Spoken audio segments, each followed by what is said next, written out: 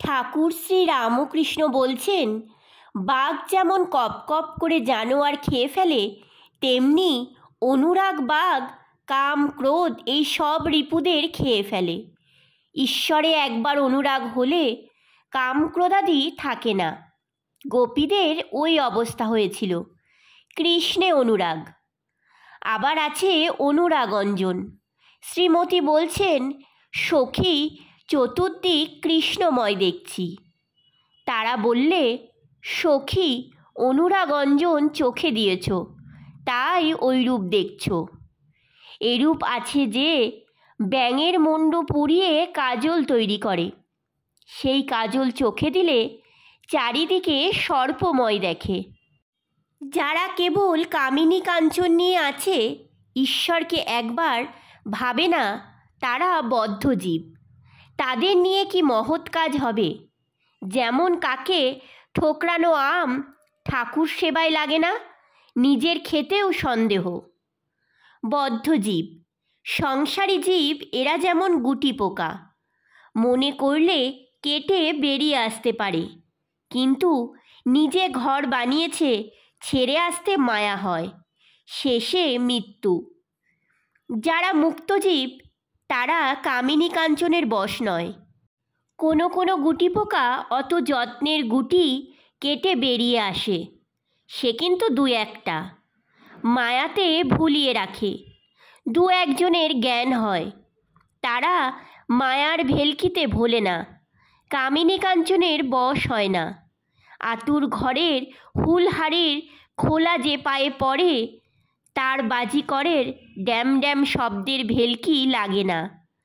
বাজিকর কি করছে সে ঠিক দেখতে পায়। সাধন সিদ্ধ ও কৃপা সিদ্ধ। কেউ কেউ অনেক কষ্টে খেতে জল ছেঁচে আনতে পারলে ফসল হয়। কারু জল ছেঁচতে হলো না, বৃষ্টির জলে ভেসে গেল, কষ্ট করে জল আনতে হলো না। এই মায়ার হাত থেকে এড়াতে গেলে কষ্ট করে সাধন করতে হয়। কৃপা সিদ্ধের কষ্ট করতে হয় না, সে কিন্তু দু একজন। আর নিত্য সিদ্ধ, এদের জন্মে জন্মে জ্ঞান চৈতন্য হয়ে আছে। যেমন ফোয়ারা বুঝে আছে, মিস্ত্রি এটা খুলতে ওটা খুলতেই ফোয়ারাটাও খুলে দিলে, আর ফরফর করে জল বেরোতে লাগলো।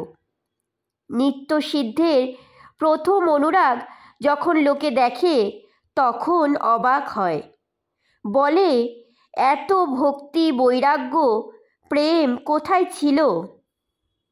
ঠাকুর অনুরাগের কথা বলিতেছেন, গোপীদের অনুরাগের কথা। আবার গান হইতে লাগিল।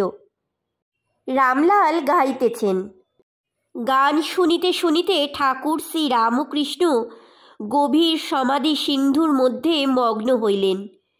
ভক্তেরা এক দৃষ্টে ঠাকুরের দিকে অবাক হইয়া দেখিতেছেন।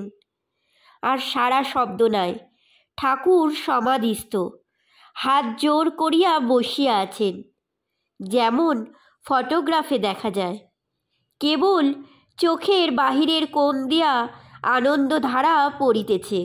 অনেকক্ষণ পরে ঠাকুর একটু প্রকৃতিস্থ হইলেন, কিন্তু সমাধির মধ্যে যাকে দর্শন করিতেছিলেন, তার সঙ্গে কি কথা কইতেছেন, একটি আধটি কেবল ভক্তদের কানে আসছে।